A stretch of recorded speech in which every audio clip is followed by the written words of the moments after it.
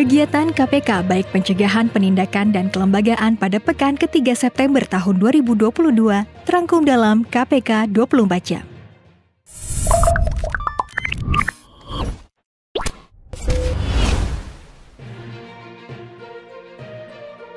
Pelantikan 21 pejabat fungsional Arsi Paris dilakukan oleh Sekretaris Jenderal KPK Cahya Haharefa di Gedung Juang Merah Putih KPK. Cahya mengatakan, berdasarkan Undang-Undang Nomor 5 Tahun 2014, jabatan fungsional termasuk dalam jabatan karir yang hanya dapat diduduki oleh PNS yang telah memenuhi syarat yang ditentukan. KPK berharap para pejabat fungsional yang telah dilantik dapat meningkatkan profesionalisme dalam bekerja serta berkontribusi maksimal pada unit kerjanya di lingkungan Komisi Pemberantasan Korupsi.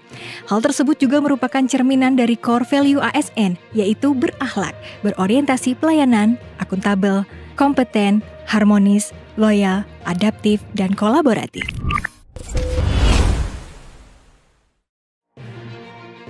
Kegiatan Roadshow Bus Anti Korupsi 2022 berlanjut di Kota Prabu Mulih, Sumatera Selatan.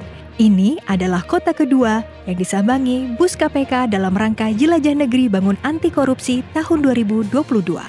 Deputi Pendidikan dan Peran Serta Masyarakat Wawan Wardiana dalam sambutannya menyampaikan bahwa Roadshow Bus KPK tahun 2022 adalah bagian dari strategi-strategi pendidikan. KPK ingin mengajak masyarakat untuk terlibat dalam kegiatan ini dan berkontribusi dalam upaya pemberantasan korupsi. Roadshow Bus KPK di Kota Prabu Mulih berlangsung pada tanggal 13 dan 14 September 2022. Beberapa rangkaian kegiatan diantaranya pameran pelayanan publik, edukasi anti korupsi bagi pelajar TK atau PAUD hingga mahasiswa, serta pertunjukan film, seni musik, dan budaya. Upaya penanaman nilai anti korupsi melalui sosialisasi juga diberikan kepada tenaga pendidik, legislator daerah, hingga para pelaku usaha di Kota Prabu Mulih. Masih dalam rangkaian kegiatan Roadshow Bus KPK di Kota Prabu Mulih, KPK melakukan sosialisasi anti korupsi kepada jajaran dan staf DPRD di ruang rapat paripurna DPRD Kota Prabu Mulih, Sumatera Selatan. Dalam sambutannya, Deputi Pendidikan dan Peran Serta Masyarakat KPK Wawan Wardiana membagikan fakta lapangan terkait penindakan korupsi oleh KPK. Wawan mengatakan, hingga Maret 2022, KPK telah menangani 1.422 perkara tindak pidana korupsi. Dan bila dilihat berdasarkan profesi atau jabatan dari total perkara tersebut, jabatan anggota DPR dan DPRD adalah yang terbanyak kedua, yaitu 310 perkara setelah swasta 370 perkara.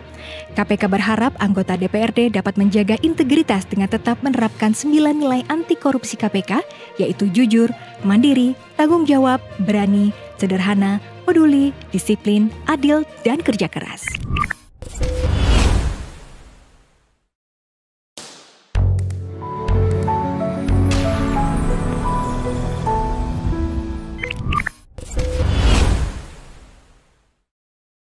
Sosialisasi pemberantasan korupsi juga dilakukan kepada para pelaku usaha Kota Prabu Mulih di Gedung Serbaguna Rumah Dinas Wali Kota Prabu Mulih, Sumatera Selatan.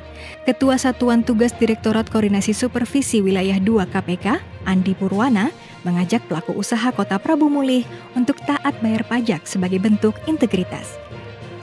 KPK juga meminta pemerintah Kota Prabu Mulih harus memaksimalkan sektor lain selain dana bagi hasil migas untuk meningkatkan pendapatan asli daerah. Optimalisasi penerimaan pajak daerah adalah salah satu upaya yang dapat dilakukan. Pelaku usaha yang tepat waktu bayar pajak telah berkontribusi besar dalam pembangunan Kota Prabu Mulih. KPK berkolaborasi dengan pemerintah Provinsi Jawa Timur menyelenggarakan sosialisasi dan bimbingan teknis program Desa Anti Korupsi di Islamic Center, Surabaya. Acara dihadiri langsung oleh Ketua KPK Firly Bahuri, Gubernur Jawa Timur Khofifah Indar Parawansa, Direktur Pembinaan Peran Serta Masyarakat KPK Kumbul Kuswijayanto Sujadi, serta perwakilan 30 kabupaten atau kota. Firly mengatakan, program Desa Anti Korupsi bertujuan untuk menciptakan kepala desa yang bersih dan bebas dari korupsi. Sementara itu, kepala desa mempunyai peran penting untuk kemajuan bangsa. Karenanya, untuk mencapai hal tersebut perlu pemahaman tentang tujuan negara. Pertama, melindungi segenap bangsa Indonesia dan seluruh tumpah darah Indonesia. Kedua, memajukan kesejahteraan umum. Ketiga, mencerdaskan kehidupan bangsa, serta ikut melaksanakan ketertiban dunia yang berdasarkan kemerdekaan, perdamaian abadi, dan keadilan sosial. KPK meminta kepada kepala desa jangan sampai dana desa dikorupsi, karena tujuan penyaluran dana desa adalah sebagai kesejahteraan masyarakat di desa, dan dari desa kita wujudkan Indonesia bebas korupsi. KPK menahan tersangka MT selaku pihak pemberi dalam penyidikan perkara dugaan tindak pidana korupsi terkait penerimaan hadiah atau janji oleh penyelenggara negara atau yang mewakilinya dari pelaksanaan berbagai proyek pembangunan infrastruktur di Kabupaten Membrano Tengah, Provinsi Papua. Tersangka MT yang merupakan Direktur PT SSM ditahan untuk 20 hari pertama terhitung sejak tanggal 14 September sampai dengan 3 Oktober 2022. Penahanan dilakukan di rutan KPK pada Kafling C1. Sebelumnya KPK telah menetapkan MT bersama 3 orang lainnya sebagai tersangka dalam perkara ini, yaitu Bupati Membrano Tengah periode 2013 sampai 2018 dan 2018 sampai 2023 RHP. 2 orang pihak swasta, yaitu Direktur Utama PT BKR, SP, dan Direktur PT BAP, JPP. Adapun tersangka SM dan JPP telah dilakukan penahanan sejak 8 September 2022.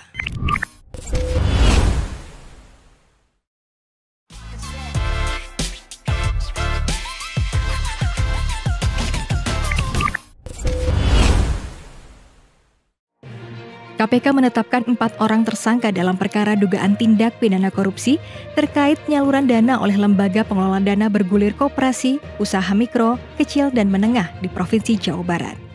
Keempat tersangka tersebut yaitu Direktur Lembaga Pengelola Dana Bergulir Koperasi Usaha Mikro Kecil dan Menengah periode 2010 sampai 2017, KD, Ketua Pengawas Koperasi Pedagang Kaki 5 Pancabakti Jawa Barat, DK, Sekretaris 2 Koperasi Pedagang Kaki 5 Pancabakti Jawa Barat, DW, serta Direktur PTPN, SK. Penahanan dilakukan untuk 20 hari ke depan, terhitung mulai tanggal 15 September sampai dengan 4 Oktober 2022. Perbuatan para tersangka bertentangan dengan Peraturan Direktur dan Peraturan Direksi tentang petunjuk teknis pemberian pinjaman atau pembiayaan kepada koperasi, usaha mikro, kecil, dan menengah melalui perantara, serta Peraturan Direksi tentang prosedur operasional standar peminjaman atau pembiayaan di lingkungan Lembaga Pengelola Dana Bergulir Koperasi Usaha Mikro, Kecil, dan Menengah. Akibat perbuatan ini, diduga mengakibatkan kerugian keuangan negara sekitar 116,8 miliar rupiah. Setelah menyambangi Palembang dan Prabu Mulih, roadshow bus KPK akhirnya tiba di Kabupaten Ogan Komering Ilir atau Oki, Sumatera Selatan. Roadshow kali ini mengusung tema tanggung jawab. Deputi Pendidikan dan Peran Serta Masyarakat KPK Wawan Wardiana menjelaskan bahwa roadshow bus anti korupsi merupakan salah satu bentuk strategi pendidikan anti korupsi yang dijalankan KPK sehingga masyarakat terlibat secara bersama-sama memberantas korupsi di wilayahnya masing-masing. Beberapa rangkaian kegiatan dalam roadshow bus anti korupsi di Kabupaten Oki, diantaranya pameran pelayanan publik, edukasi anti korupsi bagi pelajar TK atau PAUD hingga mahasiswa, serta pertunjukan film, seni musik, dan budaya. Wakil Ketua Komisi Pemberantasan Korupsi Nurul Gufron mengatakan, dalam proses berpolitik, harapannya partai politik dapat menjadi pilar-pilar demokrasi, sebagaimana tujuan berbangsa dan bernegara. Hal ini disampaikan saat membuka acara sekaligus memberikan arahan program pada acara Bincang Strategi Nasional Pencegahan Korupsi atau Stranas PK, Cegah Korupsi, Bantuan Parpol Jadi Solusi, secara daring, melalui Zoom Meeting dan live YouTube Stranas PK Official. Menurut Gufron, itu semua akan tercapai jika pengisian struktur jabatan ketatanegaraan bahkan kebijakannya demokratif. Kenyataannya, demokrasi di Indonesia yang sampai saat ini biayanya masih sangat tinggi mengakibatkan proses politik yang seharusnya secara hati nurani kemudian menjadi transaksi bisnis.